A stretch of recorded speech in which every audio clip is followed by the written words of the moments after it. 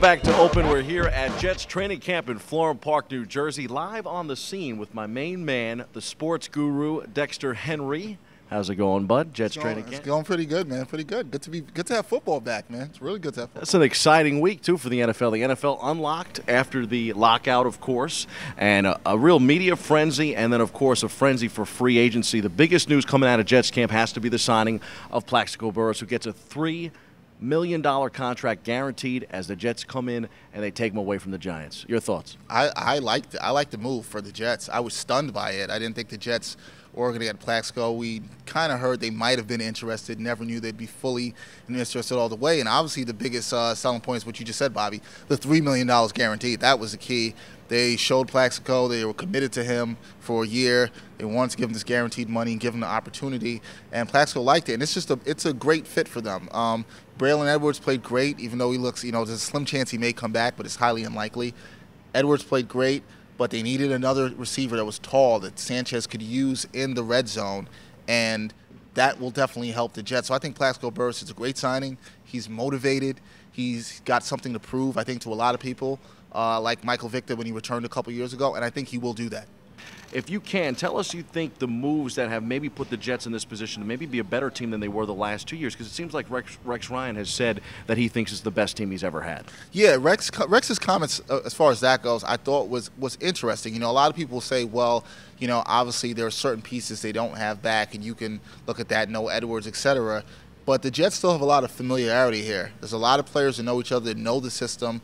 Their core is really strong with Sanchez, Darrelle Revis, David Harris, who they just locked up for a long term. So I think a lot of it is maybe not really the new additions, but the familiarity here. And there's players that feel comfortable that are even fairly new here, like a Santonio Holmes. I think Plaxico Burress is going to feel very comfortable. So I think a lot of these players, I do think this Jets team, because of what they've went through the last 2 years, it can really be a great building block, getting to 2 AFC championship games in a row, to building upon that. I think this could be Rex Ryan's best team. I don't think that's crazy to say. I just think Rex Ryan is comfortable with the roster that he has now more than he was his first 2 years as head coach. I think you could make an argument that the biggest waves in the AFC this year in terms of the free agency so far and the trades has to be the Patriots, though. New England gets better with Albert Haynesworth and, of course, with Chad Ochocinco. So they've made a couple of big moves themselves.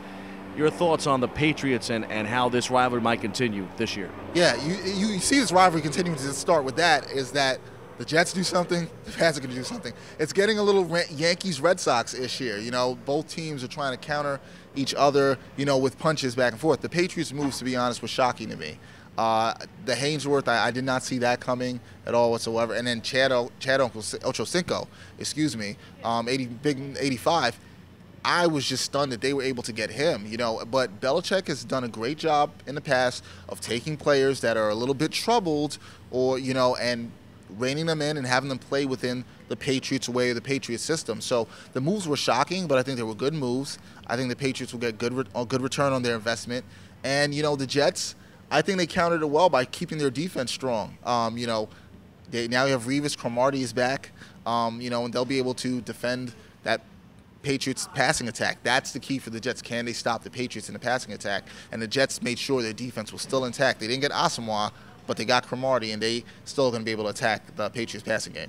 So will the Jets be in the Super Bowl? It's too early for me to make a prediction. Are you putting a gun to my head? I'm putting a gun to your head. Gun to my head.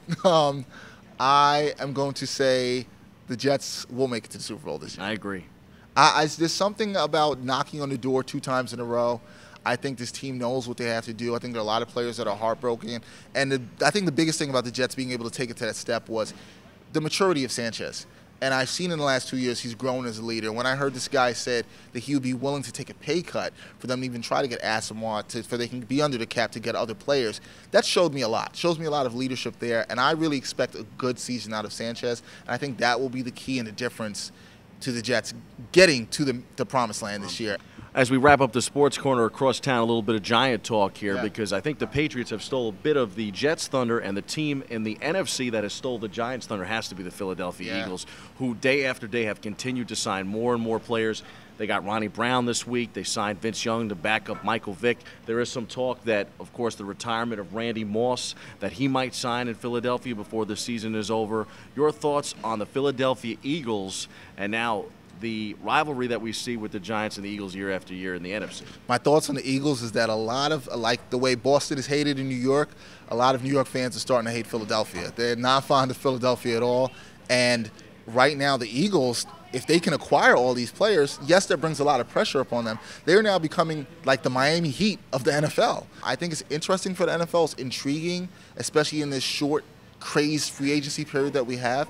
But the Philadelphia Eagles are going to have a lot of pressure on them. And maybe it motivates a team like the Giants. I think the Giants make the playoffs, should have made the playoffs last year, although the aforementioned Philadelphia Eagles hurt them. But I think the Giants will make the playoffs. I'll say 11-5 for them. 11-5 for the Giants. Sounds pretty good. So you like it. We always agree, though.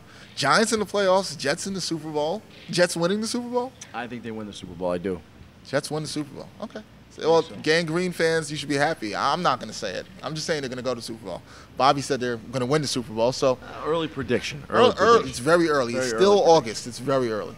Dexter Henry, Backpack Broadcasting, thanks for joining us in the Sports Corner. Before we head out, let's check in with Big Blue at Giants training camp, and then we wrap the segment with the Bronx sports story of the week. Football is here. Holy cow. I told the players starting 2 weeks ago, my wife, to anybody that would listen to her, said, would you please get him out of here, please? And that's pretty much the way I think probably the other coaches and the players and their wives, the way they looked at it as well. So we're excited, and we're really looking forward to starting our camp. It's a new experience here at the Timex Performance Center. It's also a new experience with our new CBA. So we're trying to decipher all the information that's come forth from the league in a short amount of time, and we've changed our practice schedules and our schedules for camp probably 10 times, and hopefully now we can stick with something. And from the gridiron to the diamond, where the Bronx Bombers opened a new exhibit at the Yankees Museum. Families that this exhibit is here in Yankee Stadium for all to see and feel proud of the men who dedicated their lives: Roberto Alomar, Luis Aparicio, Rod Carew, Orlando Cepeda, Juan Marichal, and Tony Perez, to the great game of baseball. Una, dos, y tres. Yeah.